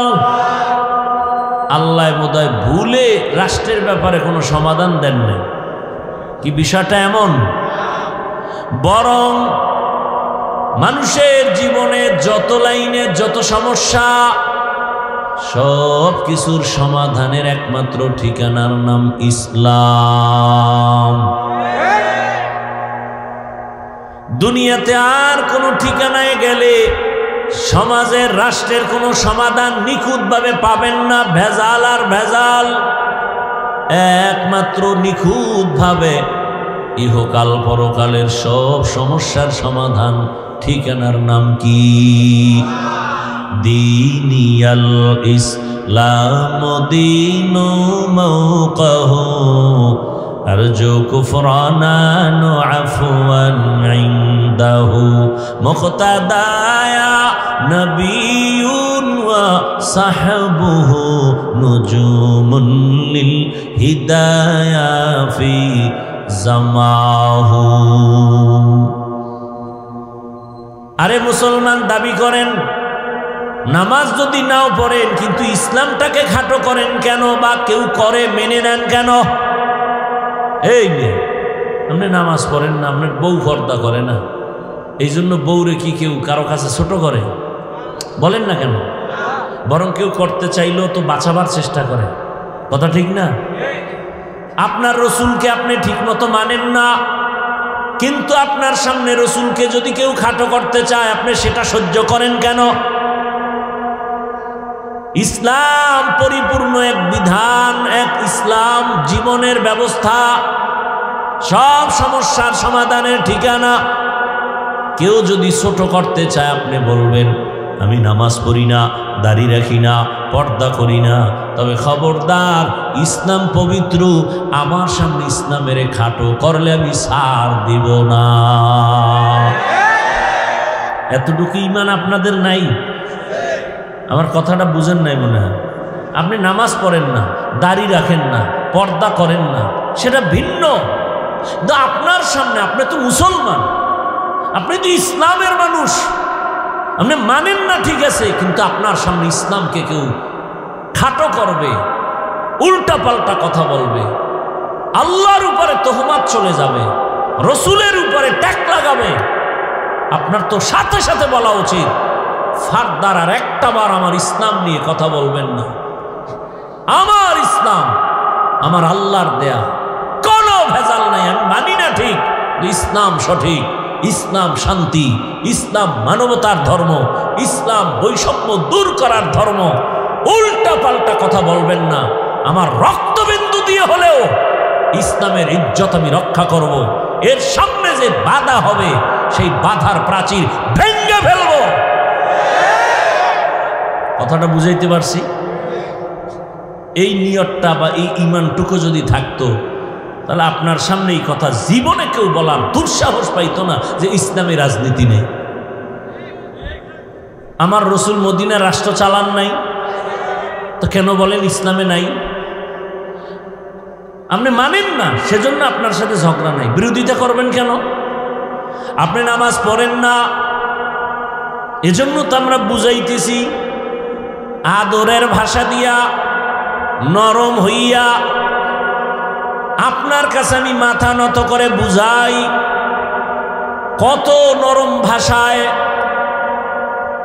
জানো আপনি ইচ্ছা করে নামাজের দিকে আসেন, আপনার একটা গালি দেই না, কিন্তু বিরোধিতা করবেন না তো এটা ছাড় দেওয়ার কোনো রাস্তা নাই। আপনি নামাজ পড়েন না, বুঝাইতেছি, আপনার সাথে কোনো ঝগড়া নাই, দেখা হলে আগে সালাম দেব, কিন্তু বিরোধিতা কেন করবেন? এটা সহ্য করা যাবে না। বিরোধিতাটা সহ্য করা, আপনি পর্দা করেন না, কোনো ঝগড়া নাই, বিরোধিতা করলে আপনার সাথে আর কোনো আপোষ নেই, এখানে আর আপোষ করা যাবে না। আপনি দাড়ি রাখেন না, কোনো ঝগড়া নাই, আমি আপনাকে বুকে লাগাবো, সালাম দিব, মেহমানদারি করাবো, কোনো আফসোস নেই। কিন্তু বিরোধিতা করলে আপনার সাথে আপোষ করার কোনো আইন নেই ইসলামে। খুব কঠিন কথা, কিন্তু আপনি বিরোধিতা করেন কেন? আপনি ইসলামের রাজনীতি করেন না, হাজারবার আপনাকে ধন্যবাদ, আপনার সাথে আমার উঠা বসা হবে, কথা হবে, খানা হবে, সব হবে, বিরোধিতা করা যাবে না। যে আমি দুনিয়ার কিছু ধান্দায় পড়ে গেছি, তো বাকি ইসলাম ঠিক, ইসলাম ঠিক, কোরআন ঠিক, আমি মানি না সেটা ভিন্ন, আমার শয়তানের বন্ধু বানায় নিছে, আমি দুনিয়াদার হয়ে গেছি। ইসলামের বদনাম যেন আপনি না করেন, আপনার সামনেও যেন ইসলামকে কেউ খাটো করার সুযোগ না পায়। ইসলামকে ইসলামের মর্যাদায় রাখেন, দেখবেন একদিন আপনারও মর্যাদার রাস্তা খুলে যাবে। وَأَمَّا مَنْ خَافَ مَقَامَ رَبِّهِ وَنَهَى النَّفْسَ عَنِ الْهَوَى। এত বয়ান কথা বলতে কি কষ্ট, 5 মিনিট কথা বইলে দেখেন তো কি কষ্ট লাগে কথা বলতে। পৃথিবীতে এর থেকে কষ্টের কোনো কাজ নাই, এত কষ্ট। আবার এর মধ্যে যদি প্রতিদিন, আবার যদি হয় 2-3টা, আবার যদি হয় আনলিমিটেড, আবার যদি হয় না খাইয়ার ঘুম নামাইরা। এই যে ফজর ঢাকা সেই কুড়িগ্রাম থেকে 3টা বয়ান শেষ করে আসছি, কারণ ওদিকে যাইতেই পারি না, বছরে 2, 4, 5, 6 দিন যাই। 12 মাস যদি উত্তরবঙ্গে বয়ান করি শেষ করা যাবে না, চট্টগ্রাম সাইডে গেলে শেষ করা যাবে না, যেহেতু সারা দেশে দৌড়াই। কি করব, মানুষের আবদার রক্ষা, লজ্জায় পইরাও দেওয়া লাগে। কতটুকু বাধ্য হই যে হেলিকপ্টারে নিবে। আমি বললাম ভাইজান আগের থেকে ভাড়া কিন্তু 3 গুণ বাইরে গেছে। হবে, তারপরও নিব। দুপুরে গিয়ে আপনি আধা ঘন্টা বয়ান করে আসবেন, দুপুরে রাত্রে বয়ান আমার ঢাকা, কিন্তু তার ওখানে দুপুরে যেতে হবে জামালপুর, ভাড়া নিবে 2.5 লাখ। এটা কপ্টারওয়ালারা নিয়ে যাবে। আর কপ্টারের সাথে আমরা কোনো যোগাযোগ করি না, কমিটিরে বলি ওগো নাম্বার নেন, নিয়ে অফিসে যান, এয়ারপোর্টে ওদের অফিস, ওখানে গিয়ে ওদের সাথে ডিসকাস করেন সব। আমাদের সাথে এ বিষয়ে কোনো কথা নেই, কিন্তু বদনামগুলো আমাদের উপরে চলে আসে, নিতে চাই না।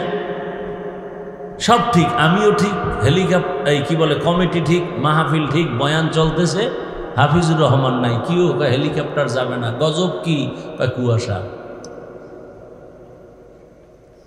কেন নিচে দিয়ে সব রৌদ্র, কয় না উপরে গেলে সব অন্ধকার।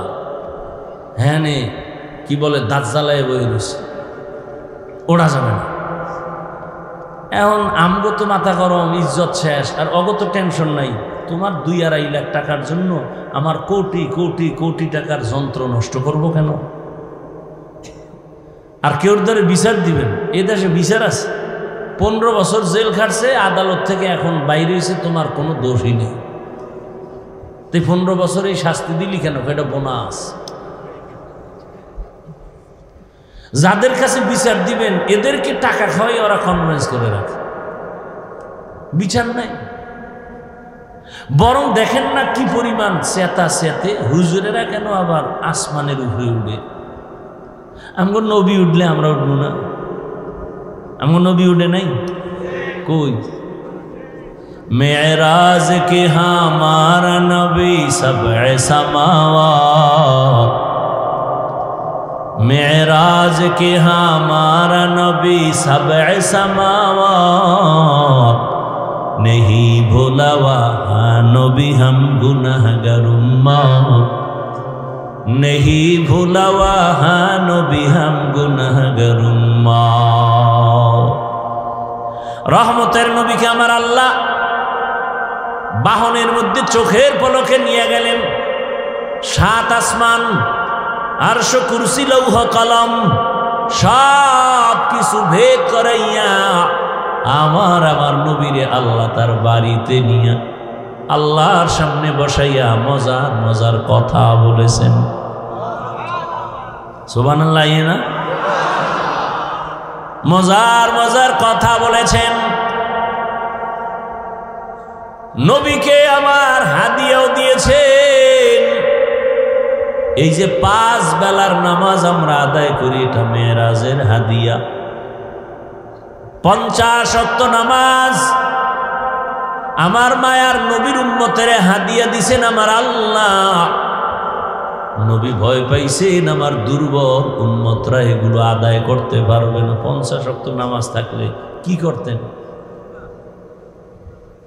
বহু আমি মরে যাইতেন। 5 ওয়াক্ত লয়ে টানাটানি। ভাই আজান হইছে, কি নামাজ পড়ুন, আমার পেরেশানি বাইরে গেছে। কিও আমি একা ওই অন্ধকার কবরে কিভাবে থাকবো? নামাজ পড়ে আগে টেনশন দূর করি।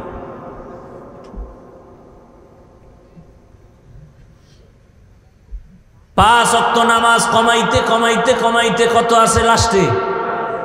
নবীর মনটা গেছে বেজারে, আহা আমার উম্মত সব বেশি পাইব, কমতে কমতে গেল সব।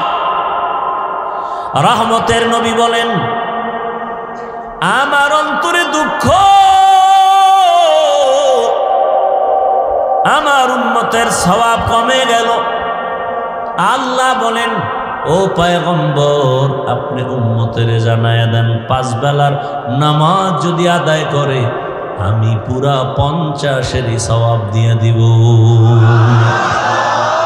মাকুন সুসুতি নামাজে পাঞ্জে গানা ফাওয়াইলুল লিল মুসাল্লিনা আল্লাযীনা মুমিনারা ইনামাজে ইমদাদে দা ইস্তাঈনু আয়াতে কুরআবা। এই ভলিউম বাড়া, কষ্ট হয় আপনাদের? আচ্ছা কি কষ্ট বলেন তো? একটু বইয়ে রয়েছেন এই তো, মানে কষ্ট এতটুকু যারে এতক্ষণ বাইরে থাকলে মোবাইলে কত দুনিয়া ঘুরে লাগতো, এইটা ভাবলাম না। এই তো ভাইয়েরা আমার,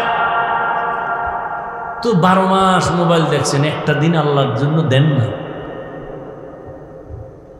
আল্লাহর কাছে দোয়া করেন, এই বসাটাও যদি আপনার ইখলাসের সাথে হয় আল্লাহ বলবেন, যাও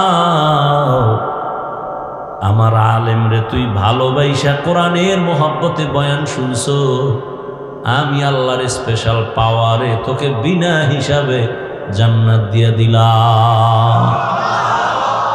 আতিনা ফি দারে দুনিয়া না হাসান, আতিনা ফি দারে আকবা না হাসান, ইয়া গিয়াসাল মুস্তাগীসি নাহদিনা লিফতিখারা বিল উলুমি ওয়াল গিনা।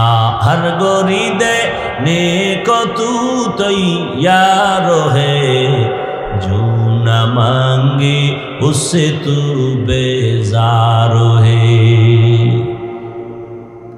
ও আমার কলিজার যুবক বাবারা, বৃদ্ধ বাবাজিরা, পর্দার আড়ালের মা বোনেরা, এত বয়ান আর এত বয়ান, জুমার খতিবের বয়ান, আমাদের বক্তাদের বয়ান, পীর মাশায়েখের বয়ান, দাওয়াত ও তাবলীগের বয়ান, এরপরেও কেন আমাদের আমলের খাতা শূন্যের কোঠায়? কারণ কি? ব্যবসায়ী ভাই জেনে শুনে কেন কাস্টমারের সাথে মিথ্যা বলে ধোকা দেয়? কর্মচারী মালিকের সাথে কন্টাক্ট 8 ঘন্টা ডিউটি করবে, কেন ফাঁকি দেয়? জানে ফাঁকি দেওয়া গুনাহ, এরপরও করে। মিথ্যা বলা গুনাহ, জানার পরে কেন বলে? কারো উপরে আক্রমণ করা জুলুম, জানার পরেও কেন করে? চুরি করা গুনাহ, এরপরও চোর কেন চুরি করে? এখানে আইয়াও মোবাইল নেই, অজে ফেরেশতারা মোবাইল চুরি করে। টাটকা বয়ান দি হই না, মোনাজাতের ঘরে নাই, মোবাইল শেষ। এরকম কুলাঙ্গার আছে না নাই? আল্লাহ হেদায়েত দান করে। ভাইরা আমার, এত কিছু সব জানার পরেও কেন আমলের খাতা শূন্যের কোঠায়? একমাত্র কারণ আমাদের মাঝে একটা মেডিসিনের অভাব। কিসের অভাব? ওই মেডিসিনটা আমার মধ্যে না থাকলে আমিও বেতালে আছি,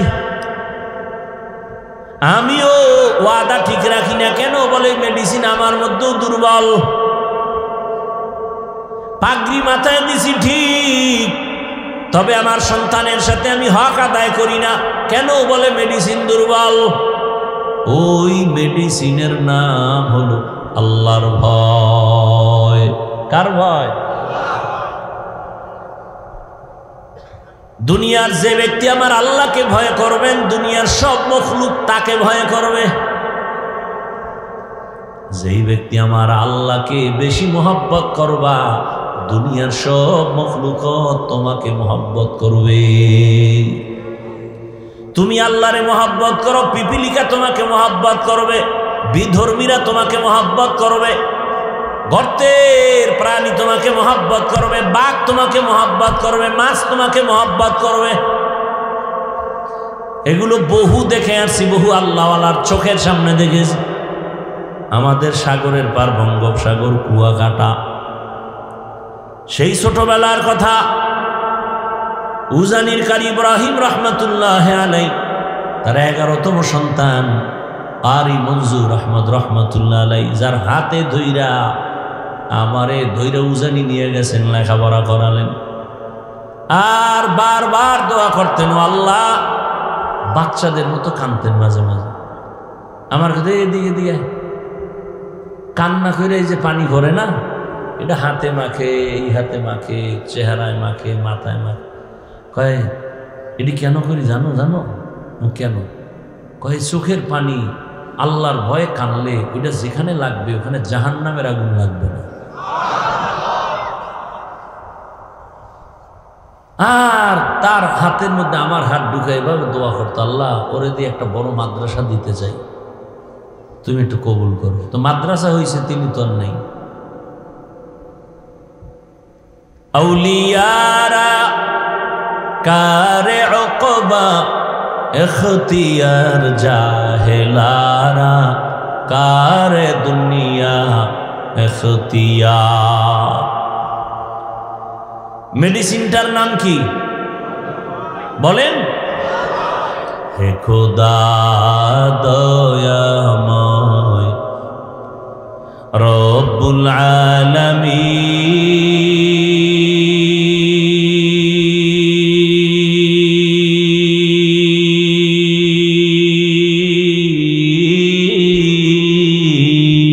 আলামিন। জীবনে মরণে ভয়, কি হবে সেই দিন, হে খোদা। হে খোদা দয়াময় রব্বুল আলামিন।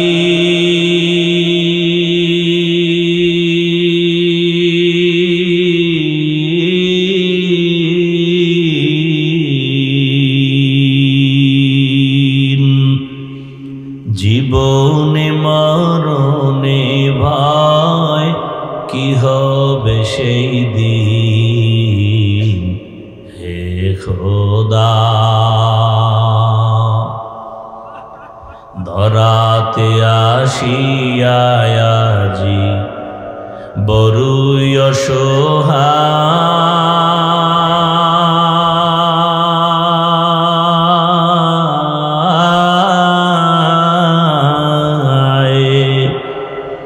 ইহকালের মায়া জালে অন্ধ যে সবাই।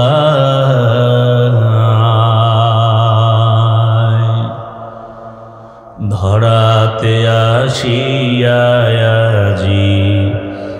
বড়ই অসহায়,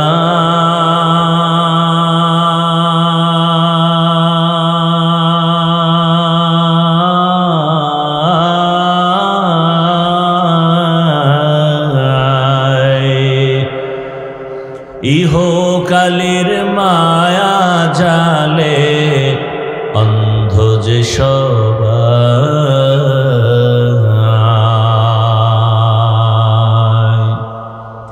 দাও হেদায়াত মুক্তি দাতা, দাও হেদায়াত মুক্তি দাতা, গফুরুর রহিম।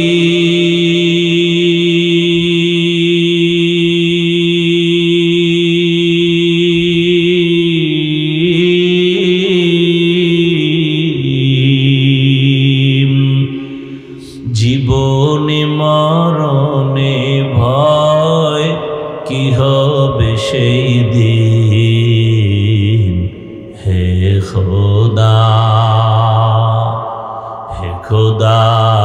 দয়াময় রব্বুল আলামিন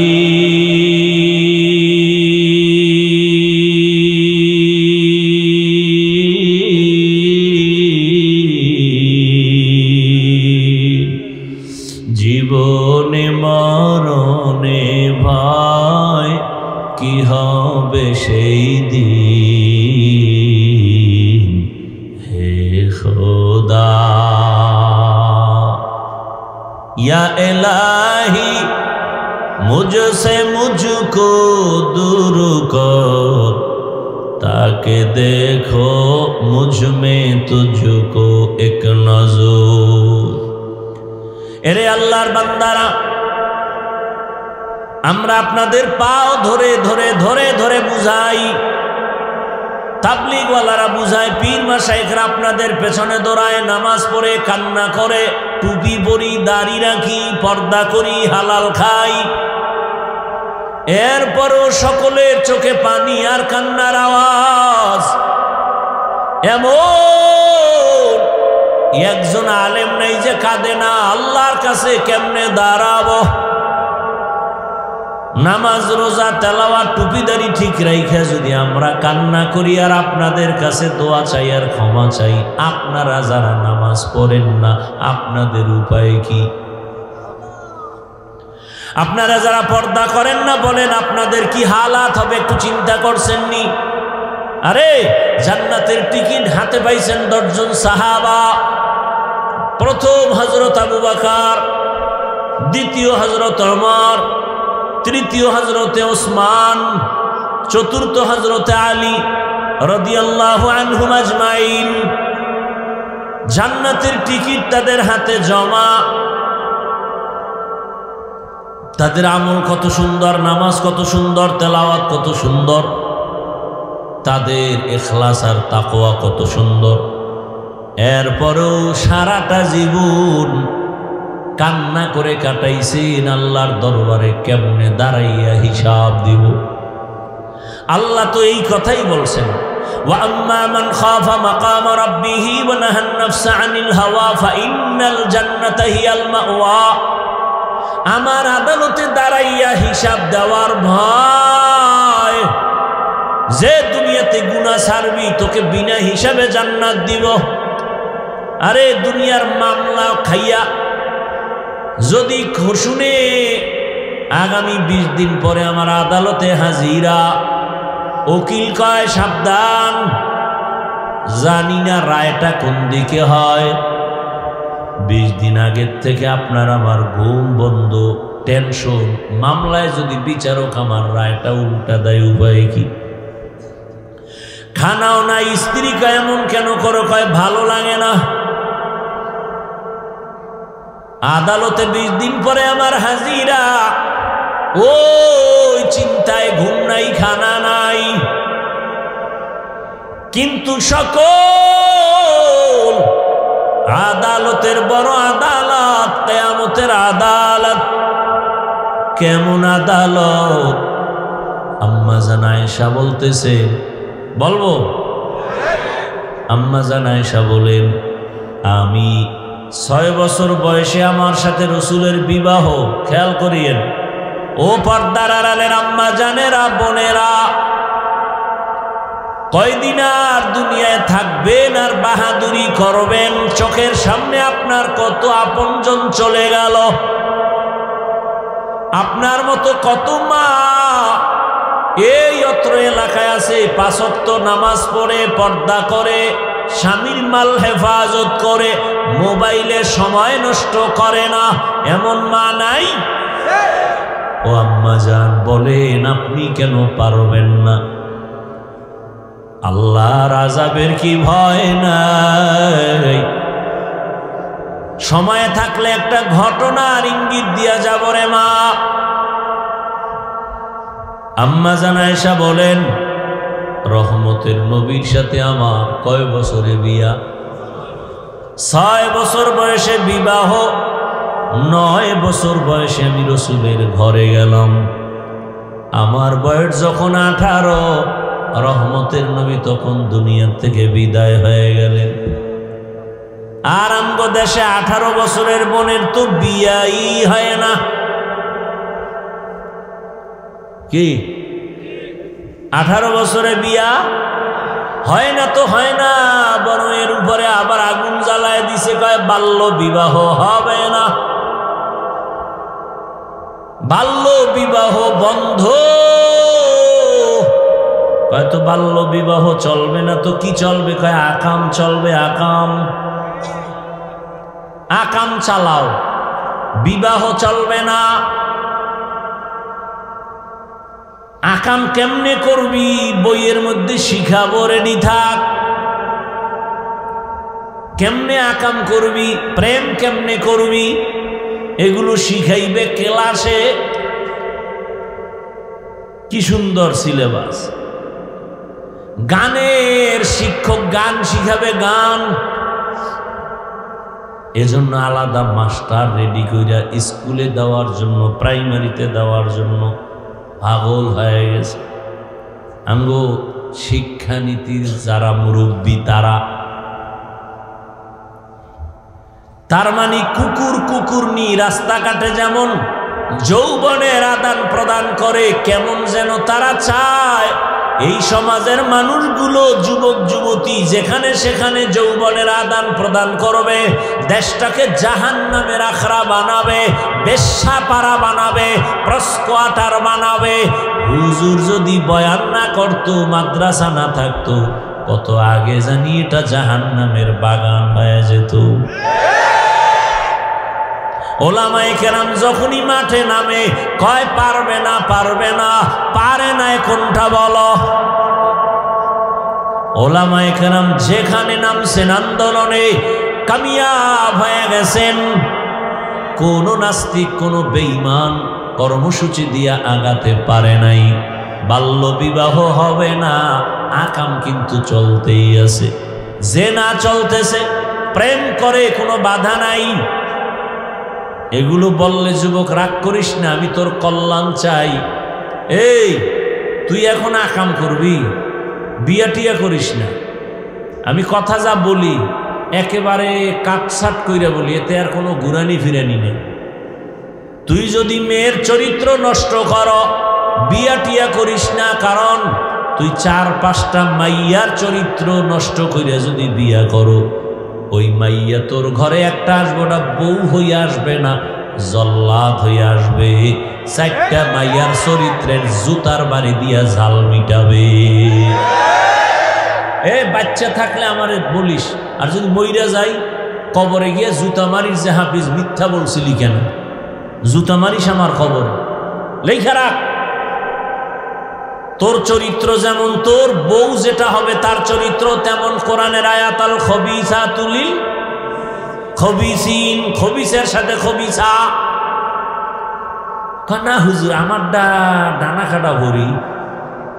কোরআনের কসম খাইছে, কোরআন শপথ করছে, কোরআন মাথায় নিয়ে মাইয়ায়। আমি বললাম বল ওই মাইয়ার সিরিয়াল কত? কোরআন নিয়ে মাথায় শপথ খাইছে, আবার সিরিয়াল কি? আমি বললাম তোর সিরিয়াল যত, মাইয়ার সিরিয়ালও তত। তুই যদি 3 মাইয়ার পরে এই মাইয়ার সিরিয়াল হয় 4, ভালো করে লেখা রাখ, ওই মাইয়ারও 3 ছেলের পরে তুই সিরিয়াল 4। তোরে ফকির বানায়া, ভিক্ষুক বানায়া, তারপরে হিজরতে যাবে তোর ওই বউ। কি হাসো না? টের পাবি যে জুতার বাড়ি খাবি, ওদিন টের পাবি। হাস, বাইরে যাবি। আমি হাসির জন্য বলি না, আমি কথা বলি অল টাইম, আমার কলিজার থেকে কথা বলি, চূড়ান্ত মোহাব্বত নিয়ে কথা বলি। একটা মানুষকে জাহান্নাম থেকে বাঁচাবার জন্য বলি, হৃদয় থেকে বলি, কাউকে খুশি আর বেজার করার জন্য নয়। আমি কলিজা দিয়ে মোহাব্বত করি। আমার কলিজার যুবক কেন চরিত্রহীন হবে? আমার কলিজার যুবকের তো আল্লাহ এই পরিমাণ মেধা দিয়েছেন যে তার একটা যুবকের এক মেধা দিয়া গোটা দুনিয়াটাকে কন্ট্রোল করবে। সেই মেডিসিন আমার যুবকের ভেতরে আছে, নষ্ট হবে কেন? তুমি ইঞ্জিনিয়ার হও, ডাক্তার হও, প্রফেসর হও, তুমি এসপি হও, ডিসি হও, ওসি হও, এমপি হও, মন্ত্রী হও, চেয়ারম্যান মেম্বার হও, তোমার মধ্যে এত মেধা, গোটা দেশটাকে কন্ট্রোল করার ক্ষমতা আছে, কিন্তু চরিত্র যদি নষ্ট করো, খোদার কসম মৃত্যু পর্যন্ত কেউ তোরে চাকরিতেও রাখবে না, ব্যবসায়ও নিবে না, ধুকে ধুকে কান্না করে মরা লাগবে। চরিত্রহীনের কেউ চাকরিতে নেয়। আমাকে হুজুর বাদ দেন না, হুজুর বাদ। আপনাকে লাইনে কেউ আপনারে ভালোবাসা নিবে চাকরিতে? জীবনের অমূল্য সম্পদের নাম সুন্দর চরিত্র। হেলায় খেলায় জীবন কাটাইলির যুবক, কয়দিন আর যৌবনের বাহাদুরি করবি? কয়েকদিন আগে কি ফেসবুকের মধ্যে তোমরা দেখো না? রে বাবা, বিদেশ থেকে টাকা অলংকার নিয়ে আসে, বাড়ি যাবে, এয়ারপোর্টে নামছে, গাড়িতে স্ত্রী সন্তানরা আগায় নিতে আসে, গাড়িতে আনন্দ মিছিল দিয়া দিয়া বাড়ি যায়, বাড়ির কাছাকাছি যায়, গাড়িটা পানির মধ্যে ভরে গেছে। কয়েকদিন আগে না, লোকটা কাঁদতেছে, স্বর্ণ অলংকার হাতে নিয়া। আরে মানুষ বিয়া কইরা খাইয়া না খাইয়া বউ মাইয়া নিয়ে এক জায়গায় থাকলো, একটা আনন্দ আছে। আমার কপাল কেন এত খারাপ, টাকার জন্য বিদেশ গেলাম না, বউ সন্তানের আনন্দ পেলাম, কিছুদিন পরে আসছি, অলংকার টাকা নিয়ে কয়েক মাস থাকবো, পরে আবার যাব, কিন্তু আমার কপাল বড় খারাপ, আমার হাতের উপরেই আমার বাচ্চাটা মরে গেল, আমার হাতের সামনে, চোখের সামনে আমার স্ত্রী মারা গেল। আজকে তুমি সুন্দরভাবে বয়ান শোনো, কালকে এই সময় আল্লাহ মাফ করুন বুঝাবার জন্য বলি, হতে পারো হসপিটালের রোগী, হতে পারো কবরের বাসিন্দা, দুনিয়াটা কিছুই না রে মুমিন, এখনো সময় আছে, তওবা করো। আম্মা জান আয়েশার কথা বলতেছিলাম, 6 বছরে বিবাহ, নবীর ঘরে আসছেন কয় বছরে?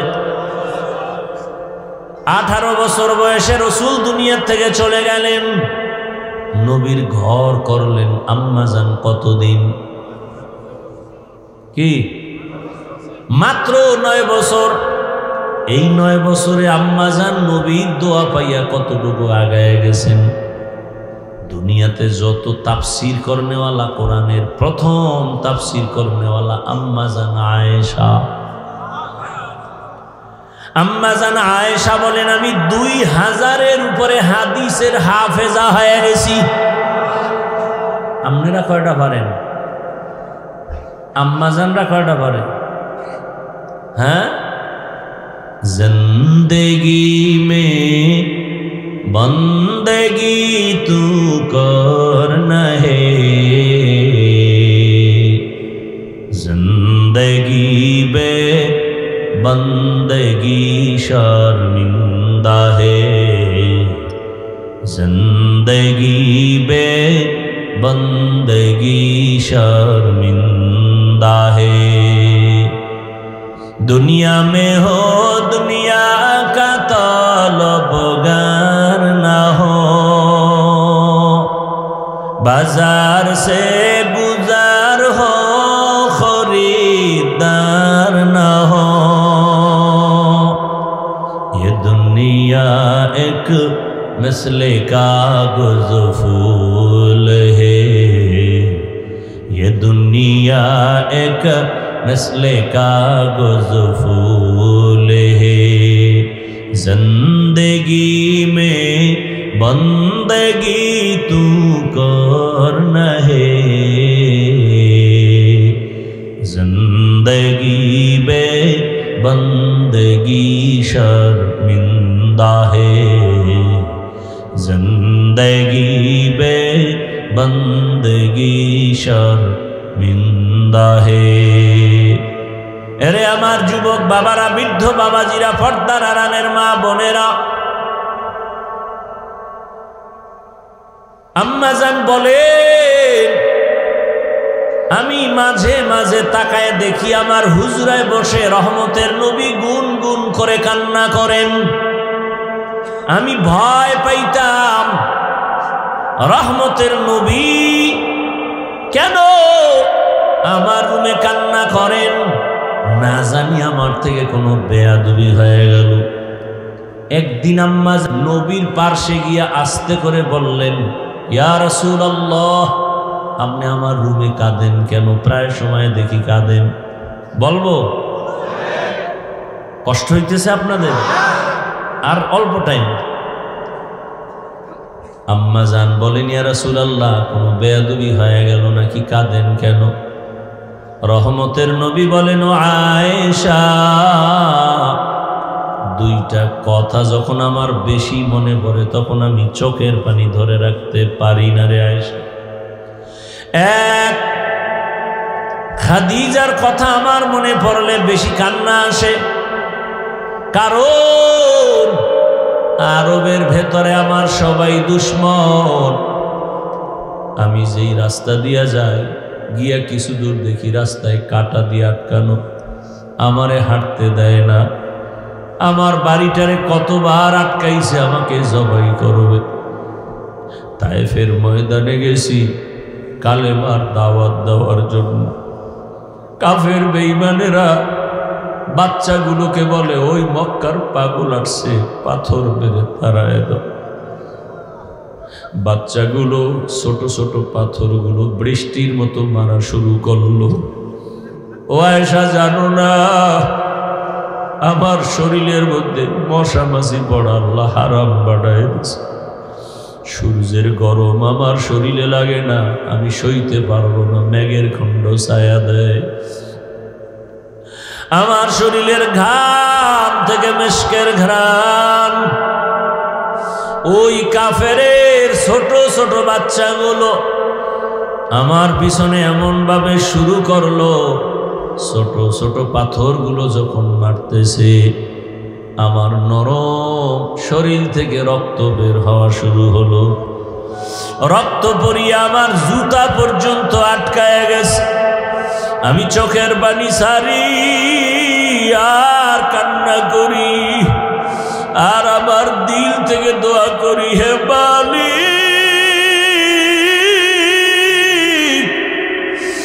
এই এলাকার মানুষগুলো বুঝে না, চিনে না।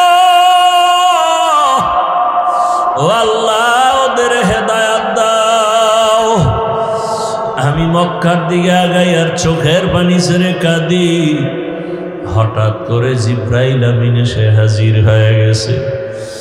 আল্লাহ পাঠাইছে, যাও জিব্রাইল, আমার নবীর কান্না আমি আল্লাহ সহ্য করতে পারি না। আমার মায়ার নবী কাঁদে, যাও আমার নবীর গিয়া বলো, এখন যদি অর্ডার দেয় তায়েফের জমিন উল্টাইয়া সব মানুষগুলো মারিয়া ফেলাও। কেমন মায়ার নবী! মায়ার নবী বলে, ভাই জিবরাইল, তায়েফের মানুষের মারিও না, ওরা আমাকে চিনে না, জানে না। যদি ওরা জানতো আমি দুনিয়ার ইয়াতীম, দুনিয়াতে আসিয়া বাবা বলে ডাক দিতে পারি নাই, বাবার চেহারাটাও দেখতে পারি নাই।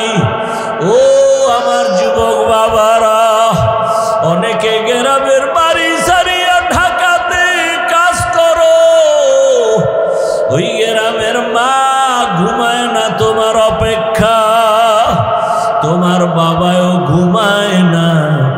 অনেকের বাবা মরিয়া গেছে, কবর থেকে দোয়া চায়। অনেকের মা মরিয়া গেছে, দোয়া চায়। আজকে যারা মা বাবারে বাড়িতে রাইখা শহরে এসে বন্ধু নিয়ে আনন্দ করো আর ঘুমাও, ওই মা বাবা তোমারে আমারে বিছানায় রাইখা কখনো ঘুমান নাই।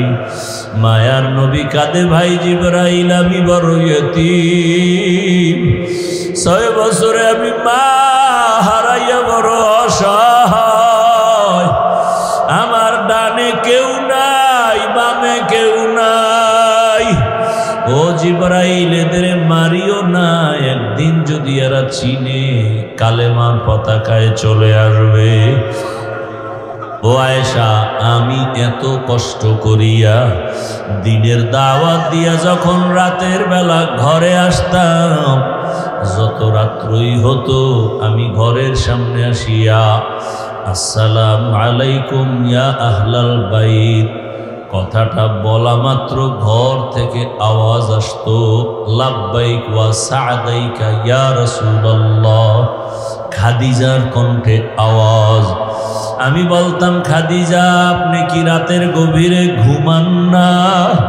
খাদিজা চোখের পানি ছেড়ে কাঁদতেন আর বলতেন, ও রবি, আমি জানি আপনার মা নাই, আপনার বাবা নাই।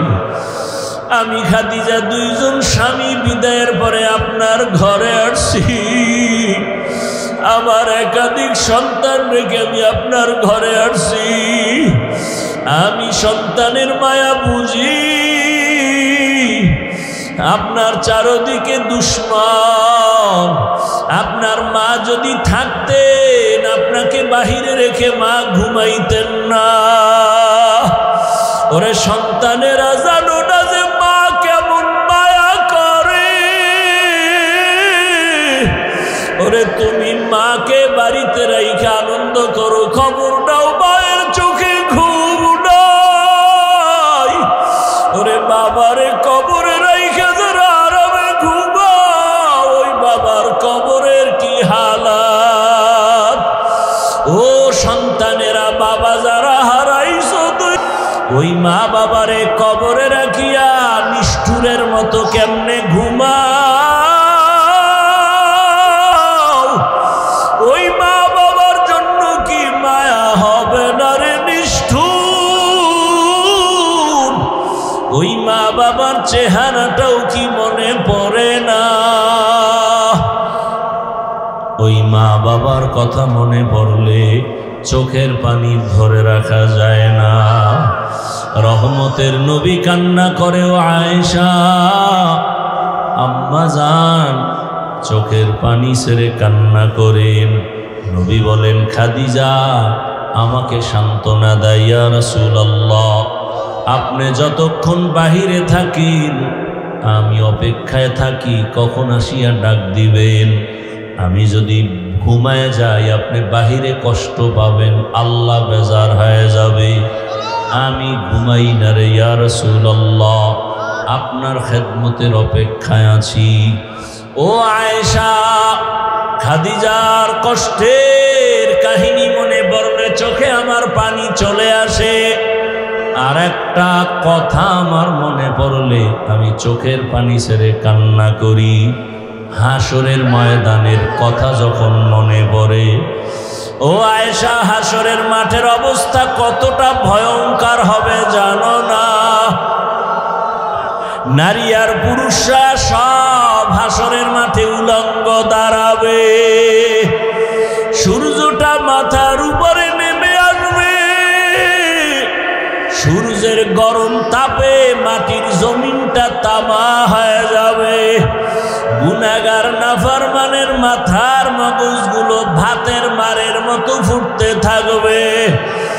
আরে জাহান্নামেরও আওয়াজ।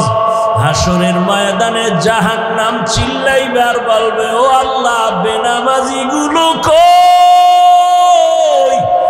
বেনামাজি নাফরমান গুলো আমাকে দাও, আমার পেটে ক্ষুধা। আরে আয়েশা, সেদিন কি উপায় হবে? জাহান্নামের আওয়াজে হাসরের ময়দানটা থরথর করে কেঁপে উঠবে। ওদিকে আমার আল্লাহ রাগান্বিত হয়ে যাবেন। আল্লাহ রাগ হইয়া আওয়াজ দিবেন, লিমানিল মুলকুল ইয়াউম লিল্লাহিল ওয়াহিদিল কাহ্হার। হাসরের ময়দানটা থরথর কেঁপে উঠবে। এ অবস্থা দেখিয়া নবীরা পর্যন্ত কান্না শুরু করবেন। এত কান্নার আওয়াজ। নবীরা কাঁদবেন, আদম নবী কাঁদবেন, মুসা নবী কাঁদবেন, ইব্রাহিম নবী কান্না করবেন। নিজের চিন্তা, উম্মতের চিন্তা থাকবে না। এমন অবস্থা হবে, কঠিন হালাত। আমি রাসূল তখন সহ্য করতে না পারিয়া আমি আমার রবের সামনে সিজদায় পড়ে কান্না শুরু করব।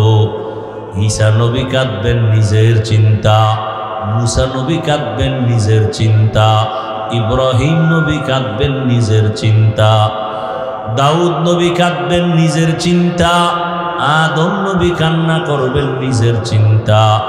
আর আমি যখন কান্না শুরু করব মাকামে মাহমুদের ভেতরে আমি একটাই আওয়াজ দিব, আল্লাহ আমার উম্মত, আমার উম্মত, আমার উম্মত।